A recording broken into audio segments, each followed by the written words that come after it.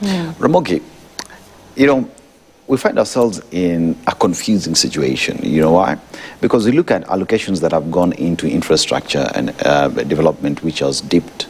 Yet every other time whenever we borrow, the law says you borrow for development. That means infrastructure should have seen a huge allocation, because that would spur many other people to start businesses, and by virtue of doing that, then economy would get more through taxation. Right. So when we look at development, infrastructure pretty much getting lower allocation in this budget, but then again, even when you're going to borrow the 1.something trillion that should ordinarily go into development, what exactly are we saying? What exactly are we saying when even KRA says, the government says, we want to expand the tax bracket, but you are not giving allocations that would help you expand the tax bracket?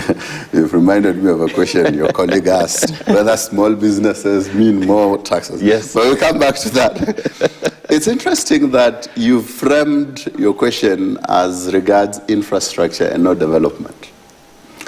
And I'll tell you why. The way lawyers define development spending and the way economists define development spending, two different things.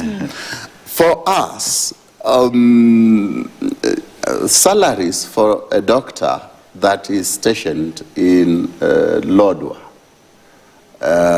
is development spending.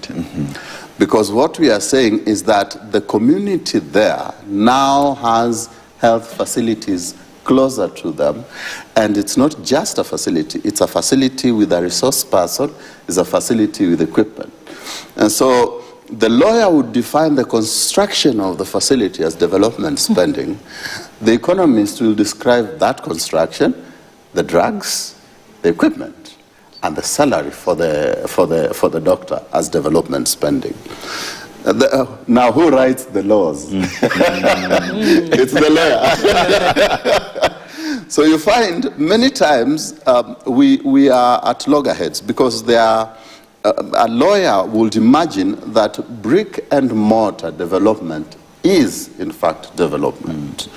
An economist believes that development into expenditure, into seeds, into fertilizer, that ensures that there is food security is part and parcel of development spending. And so the legal threshold of development spending might need redefinition and might need description, so that then we come to a point where we agree, yes, when we spend more on agriculture, it's in fact development spending. But now to come back to your question, which is why infrastructure should be lower. The reason why infrastructure should be lower is because the law allows for borrowing against infrastructure. It does not allow for borrowing against salaries for doctors in Lodwar or in Garissa.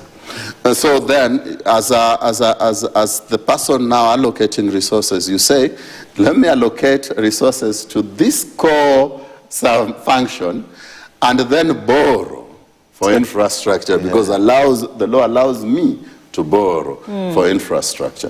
So it makes sense why they would do that, just so that they meet the requirements.